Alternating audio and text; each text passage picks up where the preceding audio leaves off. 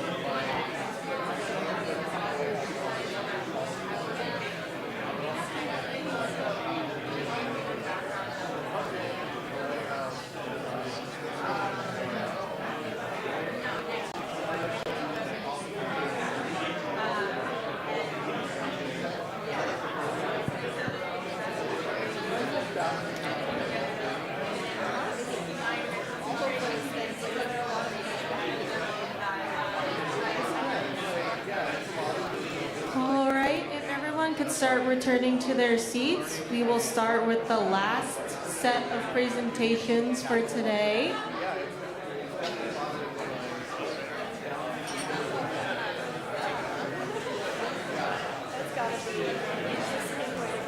Thank you. If we could start returning to our seats.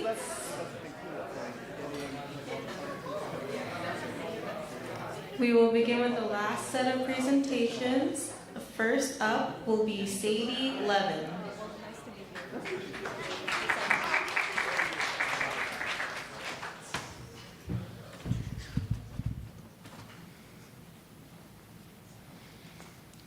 Cool.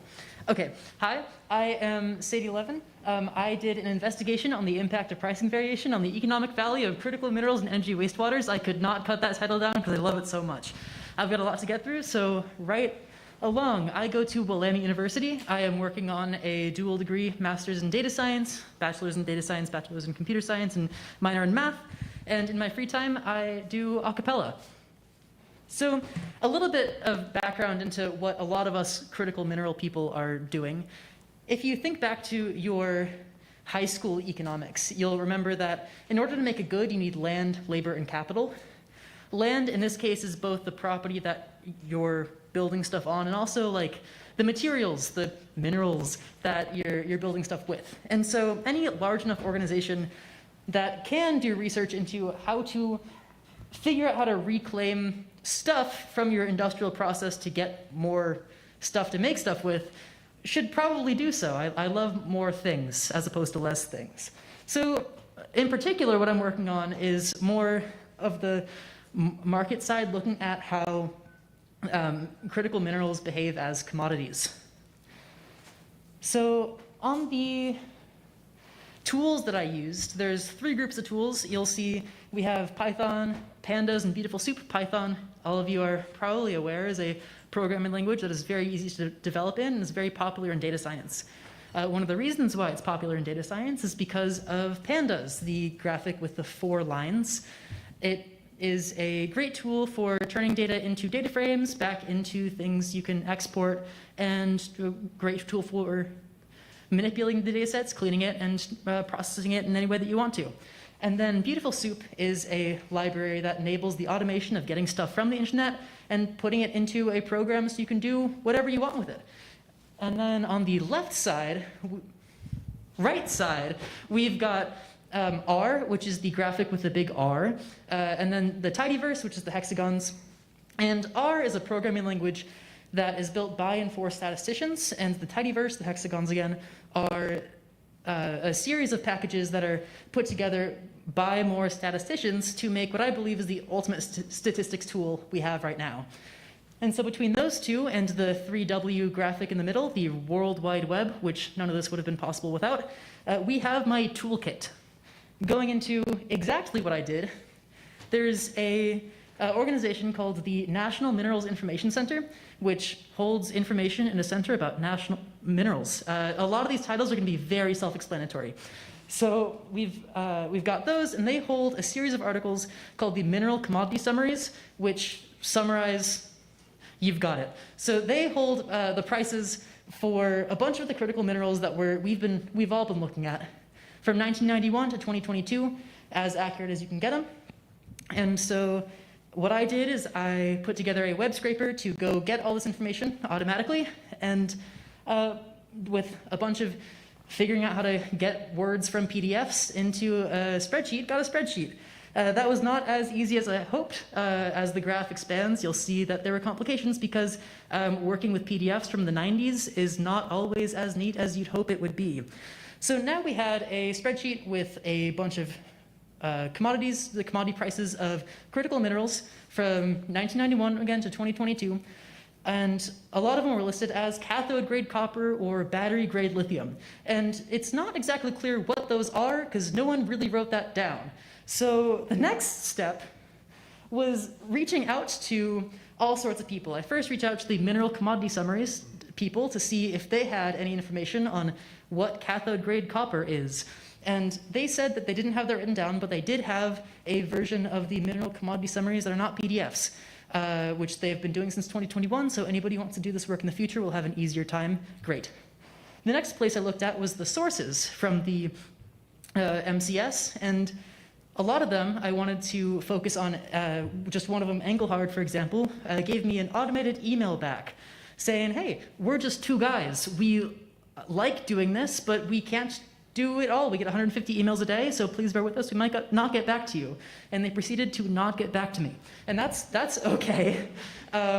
So I had to look for another place for this information.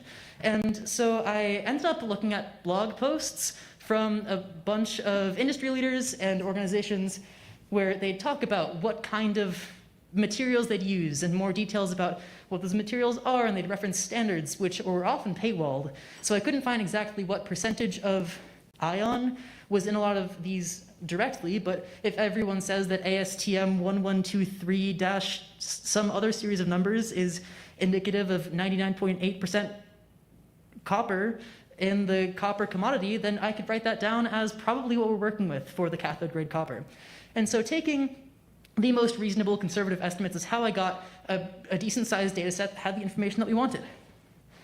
So going into exactly what we can use this information for, just as this spreadsheet, not merging it with any other data, is, for example, I guess moving along because we're running out of time, we want to have a better idea of policy investing and process viability when it comes to, we have a limited amount of time and resources to do everything that we want to do, and we have to figure out how to allocate those resources.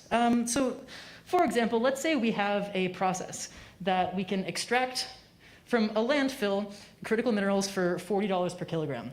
Well, looking at this graph, you can see that iridium, the really high line, would be a great candidate because there's a lot of profit to be made there. There's $140 worth of iridium per kilogram, and you might as well go for it. And same with palladium, but platinum is an interesting case where, let's say we are doing a bunch of research into technology that requires platinum in the future, and we know that if we want to have a green energy transition that's going to work, we need a lot more of it. It's not economically viable in this case to make a bunch of capital that produces platinum in this way, but if we were to subsidize it, knowing that the price will almost certainly go up, then we can make it easier for industry and other organizations to enter the market and capitalize on that boom. The next thing I wanted to talk about is the importance of historian work and the social sciences in the STEM fields.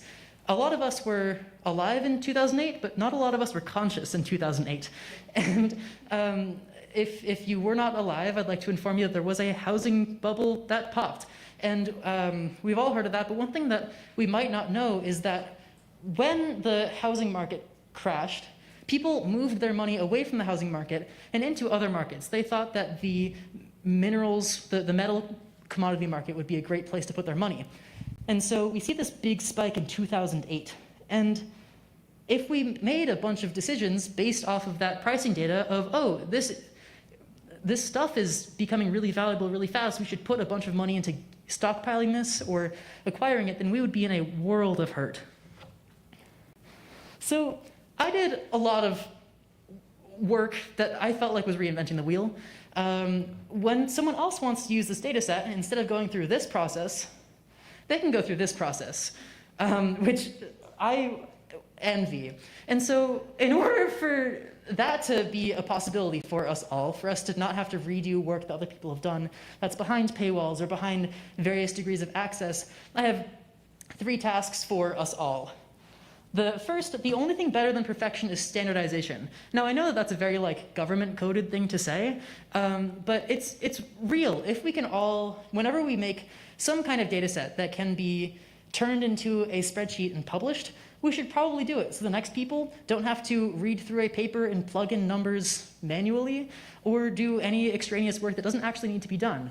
By having CSV files in some kind of database, we can pull each other's information and push it together to make a better final product output of our research. The second thing, this is what I intend to do in the future, but I highly encourage looking into it because it really isn't that difficult, is looking into web scraping and taking these industries that are dominated by these actors like various I don't want to call out anybody in particular, but there's organizations that collect information and sell them. And that information is just out there. And I intend to, if I get the permission, to open source some of the work that I've done and some work I will do in the future to make this data accessible to anybody who needs it for the work in the future. And I encourage you all to look into that as well. And the last thing, going back to the first point, is just if you've got research that can use outside data, or if you can analyze stuff from multiple lenses, you might as well do it. And that's all.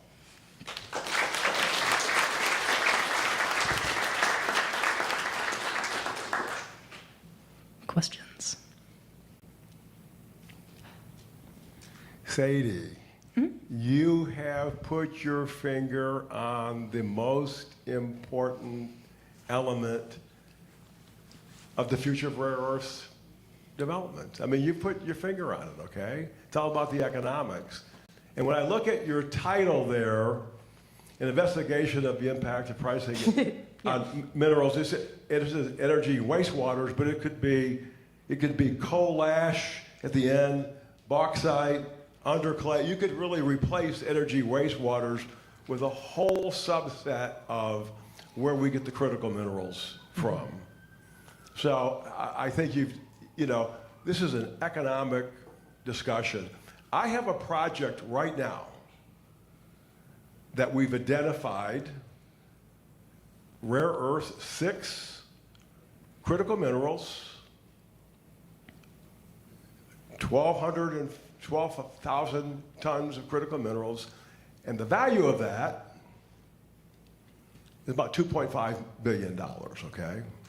However, when I look at the capital investment, and you've got that in there, the policy issues, the investment issues, the actual value of that 2.5 billion goes down to about 0.7 billion because it takes capital. And the real question ends up being, what's the price of this stuff going to be, right?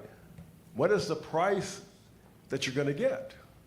Are you familiar with a website called Strategic Minerals Invest? Was that one of the websites you may have touched on? I looked into it for future work, but I did not incorporate it into this data set. Yeah, it's one of the few places you can go get a real-time value of what's the value of rubidium in ounces in today's market. It's very interesting, okay? But it fluctuates a lot. But I think what you're really bringing to the discussion is there's a bunch of things that before people making an investment, they have to know what the price is going to be, what's going to be the return on investment, and there's a lot of that really unknown, and your wastewater, energy wastewaters is just one of the places we can extract the minerals from. You're a data scientist, right? Mm-hmm. So this is again like right up your alley, right? I mean, you don't have to be a geologist, you don't have to be an engineer. You can extract all these things. Were there any types of tools you were using in this internship to help you mind and answer some of those questions? Were there any tools you were using? A lot of it was, I think the primary script that I had been working on before it got too convoluted with if statements from the weird edge cases was just maybe 150 lines of Python.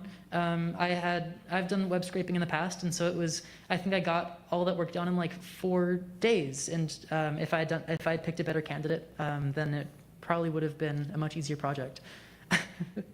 When you look at the demand side of the equation, and I want an opinion here now, mm-hmm. and our ability to supply the demand, what's your thoughts about that? You think we can do that? We can supply the demand? Well, so I tend to be pessimistic because I like to be proven wrong. I think that there is absolutely an opportunity to make big moves, there will always be supplies. We're not going to get to zero of anything. It's just that things are going to get more expensive. And so, no, we're not going to run out. We're just going to get priced out, or we're going to make big actions early. So when you talk to the economists and the capital markets, they really think that our ability to supply demand is very difficult. And when demand outstrips supply, what happens to the price? Well, it tanks, yeah. Or when demand, No, Yes, no, when demand's higher than your ability to supply, price goes up, right? yeah, you've got the Yeah, they go graphs and up. pushes and, yeah. So, even though we don't know what the price is going to be, people are pretty certain that, next year it's going to be more expensive and the year after that's going to be more expensive. So, but what is actually the actually the price is still uncertain. But I like the way that you've sort of presented it. And there's still a lot of questions, right? Absolutely. A lot of questions as to where it's going. So thank you for the education.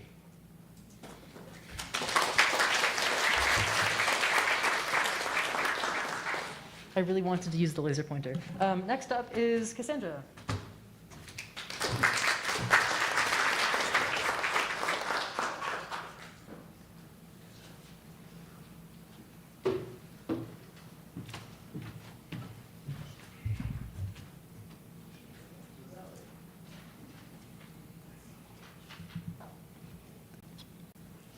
Okay, hello everyone. My presentation is on data extraction from images and research papers using machine learning. I was at NETL Albany under the mentorship of Michael Sabatino. So a bit about me, I'm double majoring in math and computer science. I love both, I couldn't choose. I'm at the University of Texas, Rio Grande Valley. And after MLEF, I'll be finishing up my 2 majors and probably go into the industry for a bit and then come back to school after that. Fun fact about me is I lived in Korea for a bit. It was part of a study abroad, super fun, highly recommend. And there in the corner, that's my very pretty cat, Meow. So before I get into the specifics of the project, I wanted to talk about some background topics and how they relate to each other. So the first one is artificial intelligence. So this is when we make a program and we tell it how to act like a human. However, it's not going to go crazy. It only does what we make it do. So an example of this would be like ChatGPT. It's there to answer our queries, to help us how we ask it to help us. But outside of that, it's not going to do more. It's built to do what we have it do.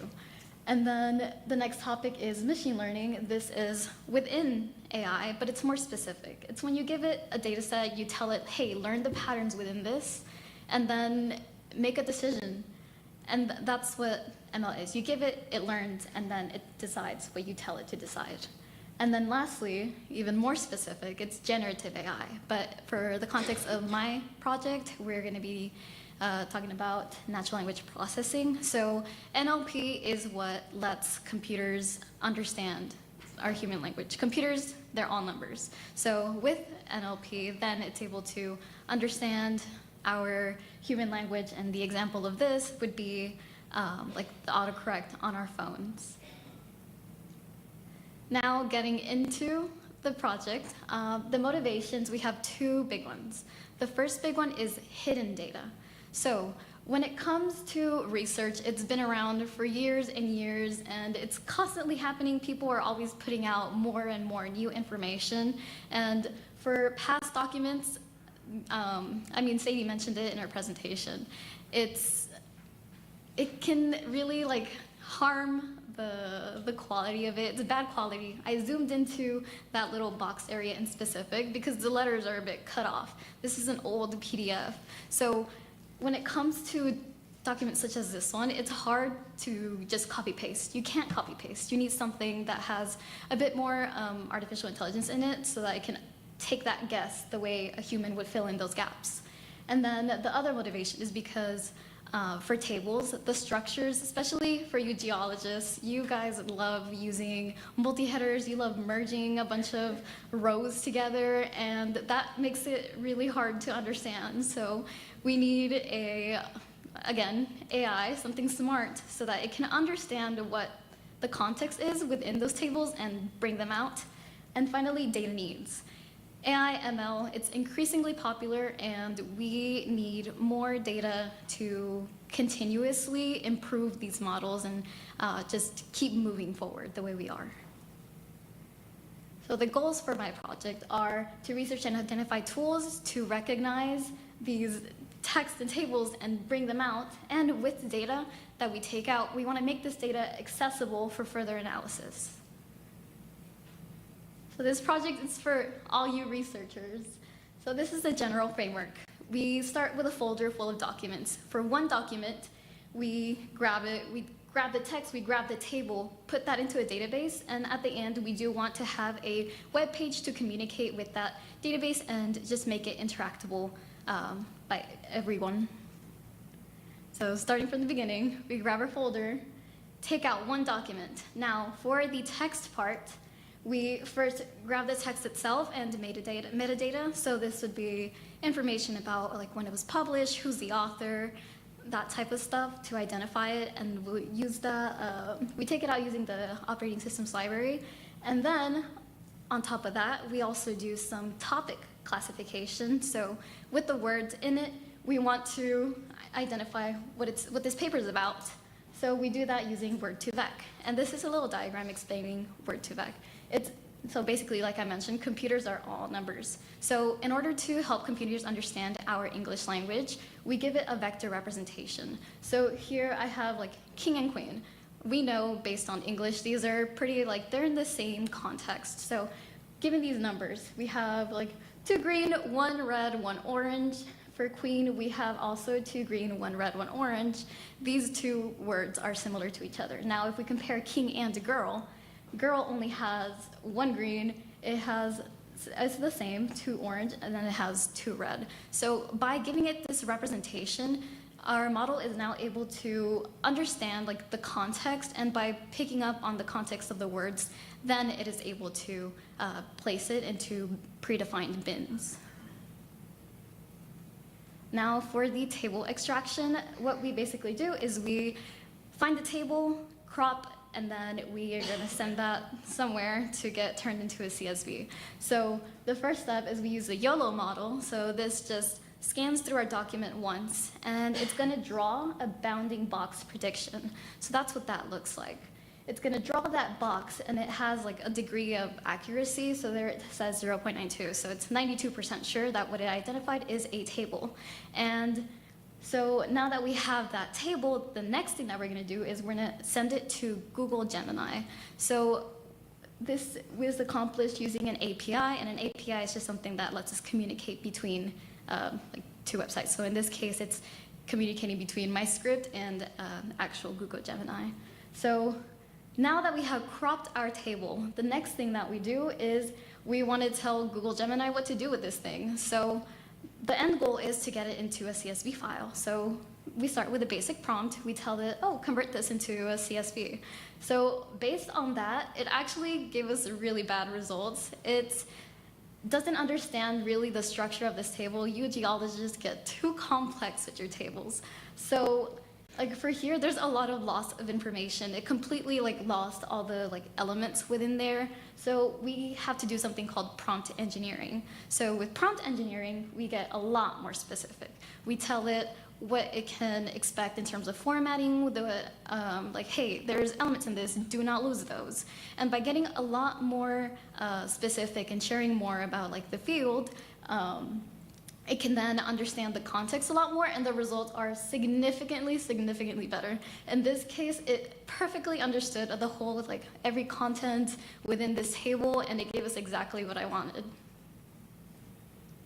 So the results for this project are 1, the script that now converts these documents from whatever it is into data that is usable. And I also designed a user interface prototype. Let me play that for you. So that's little instructions. People will be able to upload their documents, whether it's from their computer or EDX, which is a platform that FECM uses. There's a little pop-up. Next is a library to allow people to navigate through all of their documents. They can place it into folders. They can view it in squares or as a list if they'd like.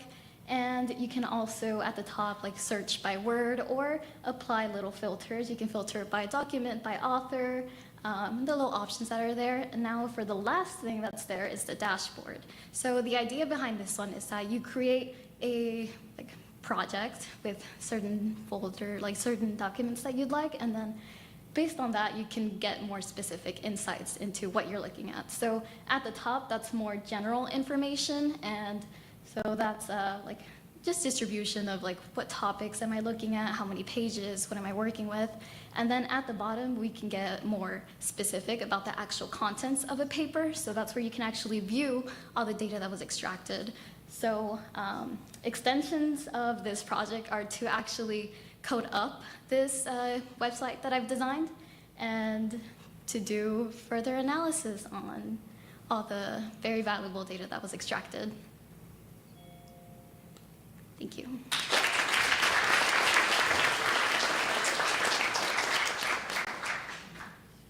Great presentation, Cassandra. I have a question, since this is actually really related to some of the research that I'm doing at headquarters related to taking data that's pulled from various sources like geologic surveys from different states. And one of the challenges that we have is different units, different measurement units, and different, kind of back to what Sadie had mentioned about standardization, a lot of challenges on standardization of units and what information is pulled from well logs and other sources of information. So I was wondering if you had any thoughts on data standardization as a product of your work here, and or if there's like different units, perhaps how to go about getting that data and collating that for the dashboard, if you had any thoughts on this. Well, for this one, really all it's focused on is understanding what it sees and taking it out. So when it comes to standardization of different units, that's not really an issue because it treats it as text rather than grabbing like the actual like contents of it. It's not developed to the point where it can like actually graph. All it does is kind of grab like a screenshot of it. So I'm not too sure. Thank you. Great presentation. Thank you.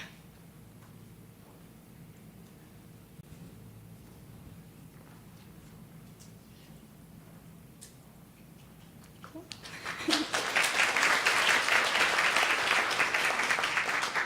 Please welcome to the stage Ashwin Damodaran. Quick question. I'm sorry. Sorry. Your research is like really interesting because it's solely just like computer science based, and I'm just curious, what are some of the challenges you faced with like trying to read documents? Like, do you have to set like parameters or any like basis so it's not pulling data that it's not meant to pull? Well, for the text, there was like a previous fellow actually made that part, but I can speak for the table part that I definitely ran into a lot of issues. But the way that I ended up handling it is because I couldn't really tell the model that's identifying the tables, oh, what, this isn't a table. But what I could do is that whenever I send that image over to Google Gemini, I add to my prompt, if it's not actually a table, don't read the contents. So that's the way that I ended up handling those little exceptions. Yeah. Okay, now please welcome to the stage Ashwin Damodaran.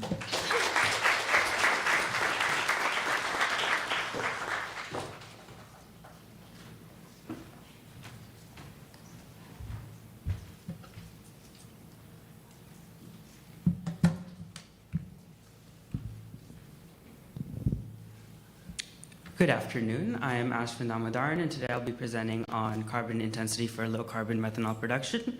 My mentor is Dr. Reginald Mitchell, and I was a virtual intern this summer based out of the DOE headquarters. Starting with a self-introduction, I am currently at Johns Hopkins University working towards a master's degree in chemical engineering. I graduated last year with a bachelor's in chemical engineering.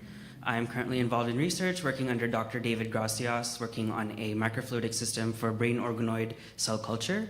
Additionally, I completed a year-long internship at AES Huntington Beach, a combined cycle power generation plant. In the future, I'd like to work towards a more greener chemical production industry. On my free time, I play guitar, I am a foodie, and I love to travel. Moving on to the introduction for the project itself, methanol is an invaluable chemical used in fossil fuel production, plastic synthesis, and the pharmaceutical industry. And common feedstocks for the methanol production process include natural gas, coal, biomass, and other industrial byproducts. However, the biggest concern with current methanol production using these feedstocks is a significantly high carbon intensity of roughly 100 to 300 grams carbon dioxide per megajoule. And the FECM goal is to minimize greenhouse gases, therefore it is vital to reduce this carbon intensity. Therefore, this project aims to show how low carbon intensity methanol can be used as a feedstock for many valued products. Additionally, production and utilization of this low carbon intensity methanol can provide a clear path forward to a sustainable energy future. This project will do all of this using mass and energy balances. However, before I move on, I'd like to first introduce the methanol production process using a process flow diagram, as seen here. This process begins by using carbon dioxide sourced from direct atmosphere capture and hydrogen. The hydrogen is sourced from two different sources. If we want blue hydrogen, that'll be SMR, green hydrogen electrolysis. These feedstocks are compressed together and then mixed in a 1:3 ratio for a final working pressure of 55 atmospheres. Then the reaction mixture is sent to 2 rounds of heating for a final temperature of 498 Kelvin. These values were chosen as they're typically seen in industry and from literature. The reactant mixture is then allowed to enter a methanol synthesis reactor, which is water-cooled. This is a tubular reactor packed with a metal oxide catalyst. The hot product stream is then allowed to exit and enter the heat exchanger, which will heat up the incoming reactant stream.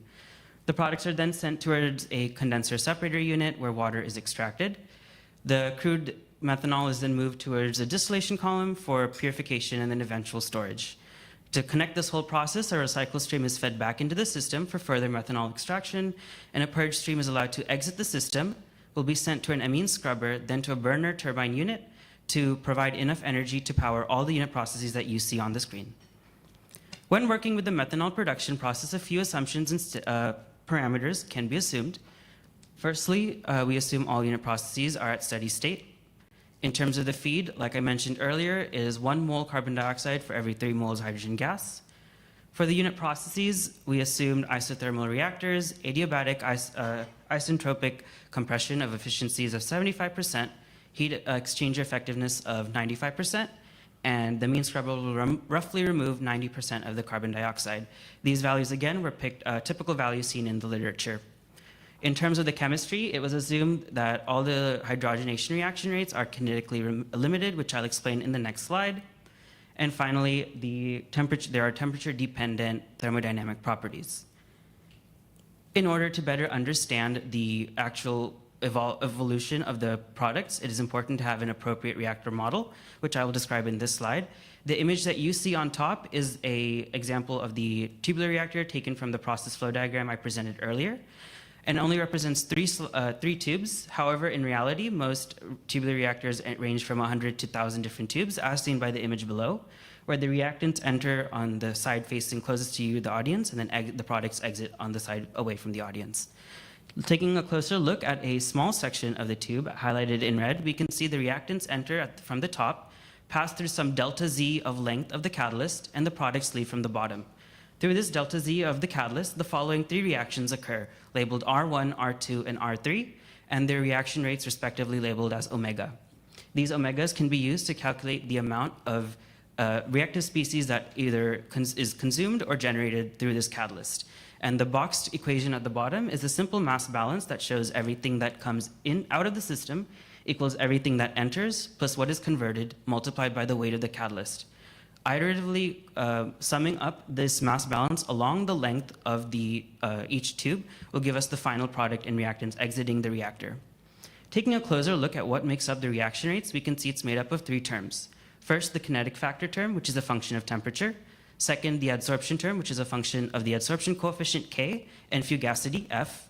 And finally, the driving force term, which is a function of chemical equilibrium constant K and fugacity F. Recent research shows that fugacity is near unity for this specific model. Therefore, partial pressures were substituted for fugacities. In order to understand the energy that is either consumed or evolved in the system, thermodynamic analysis was completed over all unit processes. And for the sake of this presentation, I will only be presenting two specific processes. Firstly, the compressor. The image that you can see on the screen is a 3-stage compressor. Compressors 1 and 3 were 3 stages, while compressor 2 was a 5-stage compressor. And the work required to compress gas in a 3-stage compressor is roughly 2 times 10 to the 4th megajoules per second. And the heat that evolved from this compression is 5 times 10 to the 6th megajoules per second. And the other unit processes that I will describe is the heater, specifically the heat exchanger, where the red line on top is the hot stream coming out of the reactor, going through the heat exchanger and cooling down to 350 Kelvin, while the incoming reactant stream is heating up from 309 Kelvin to 464 Kelvin. The amount of heat exchanged for this heating and cooling process is roughly 7.3 times 10 to the 6th megajoules per second. In order to understand how the variables affect both methanol production and carbon intensity, the following parameters were varied and a sensitivity analysis was conducted. I changed the recycle ratio, R, catalyst weight, W, reactor pressure, P, and reactor temperature, T, and a few predictions can be made when changing these variables. Specifically, when we increase the recycle rate, we see there's an increase in methanol production, a decrease in the amount of purge gas available to be burned, therefore a decrease in carbon intensity. Looking at increasing at catalyst weight, we see there's an increase in methanol production, an increase in purge gas, therefore an increase in carbon intensity. Similarly, looking at increase in both reactor temperature or reactor pressure, they follow the same trend.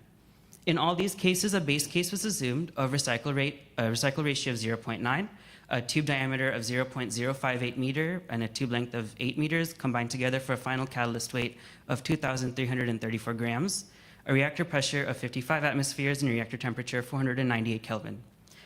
The following values were chosen to be varied for all the 4 variables, and again, these were based off of literature search. Moving on to my results. For methanol production first, I used a feed input of 110 moles per second carbon dioxide and 330 moles per second of hydrogen gas. And before I present, I just want to let everyone know the bar on the far left is the base case. That is a little small. Starting with the catalyst weight, we can see that increasing the catalyst weight shows an increase in methanol production. This makes sense as there's a greater amount of catalyst available to convert the reactants to products. This follows what was predicted. Moving on to both temperature and pressure, we can see increasing both shows an increase in the amount of methanol produced, which also makes sense as both pressure and temperature are directly involved in the reaction rates. Finally, if we increase the recycle ratio, we see a greater amount of methanol produced, which also makes sense as more of the gas is kept within the system, therefore a greater amount of methanol can be extracted. All these results do follow what was predicted, and if we look at all the cases, the maximum amount of methanol produced in this model is roughly 80 to 85 moles per second. Moving on to carbon intensity, we can see that increasing the catalyst weight shows a decrease in carbon intensity, which contradicts what was predicted. Moving on to reactor temperature and reactor pressure, as expected, increasing both shows an increase in carbon intensity. This tracks as an increase in both means there's more purge gas available to be burned and a greater carbon dioxide output. Finally, moving on to increasing the recycle rate ratio, we see that there's a decrease in carbon intensity. Following the methanol production, an increase in recycle ratio means decrease in amount of purge gas available to be burned, therefore reducing the carbon intensity. So in summary, the lowest carbon intensity case was seen with the catalyst weight of 4,250 grams, which was a carbon intensity of roughly 2.98 grams carbon dioxide per megajoule, and a final methanol production rate of 80 moles per second. Combining this with the literature search for hydrogen production using electrolysis and carbon dioxide from direct atmosphere capture gives a final total system carbon intensity of 20 grams carbon dioxide per megajoule. This is roughly 5 times less than the lowest range I had presented in the introductory slide. For future directions, this project can be bettered by varying multiple variables, such as temperature and pressure, or using process simulation software, such as Aviva Pro 2, to verify the thermodynamic models and results I have presented in this presentation. And finally, we can vary more system parameters, such as dimensions, orientations, and sizes that my thermodynamic models do not capture completely. So in conclusion, this project has demonstrated the feasibility of producing low-carbon methanol via DAC and blue or green hydrogen. Here are my references. I would like to thank Dr. Reginald Mitchell for his amazing mentorship and all of MLEF staff for this amazing opportunity. Thank you for listening to my talk.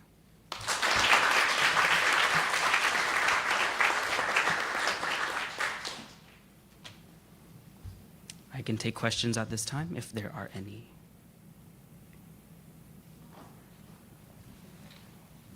Great presentation. Thank you. I'm curious, methanol is being proposed a lot for lower carbon shipping, international shipping, and I'm wondering how you see your project folding into that sort of market movement of methanol as a shipping fuel instead of bunker fuel. I haven't looked into like a techno-economic analysis and to see the full impact of this, but based off of what I concluded here with just 20 grams carbon dioxide per megajoule as a final working carbon intensity, I think there's a very high kind of field of interest in pursuing this specific model. That also hinges on, this is a theoretical model. I used Excel for all of these values. These values do need to be put out in practice in a practice plant before anything is put out as policy. But there's a lot of promise in what I have shown and what I have seen. Thank you. Great job. Thank you.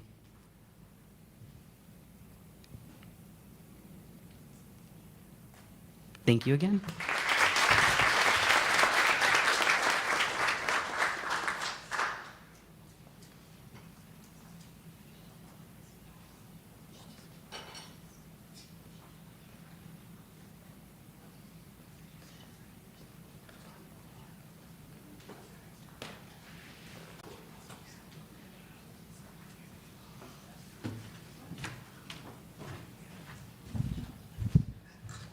What an amazing day. Let's give another round of applause to all of our presenters today.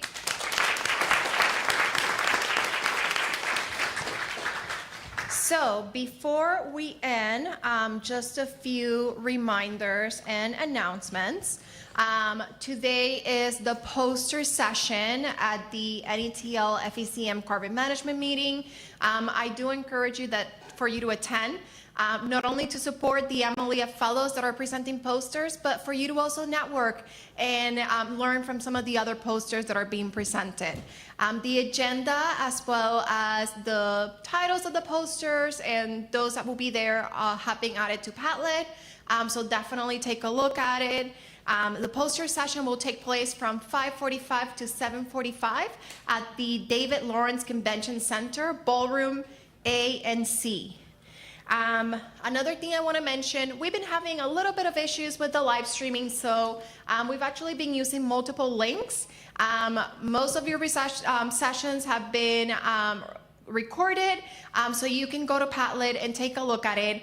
If you have been sharing the links with families and faculty, professors, and their link is not working, always check Padlet, because I will be updating it in case that we need to provide you with a new link. So instead of giving you an announcement every time we have a new one, just keep an eye out there.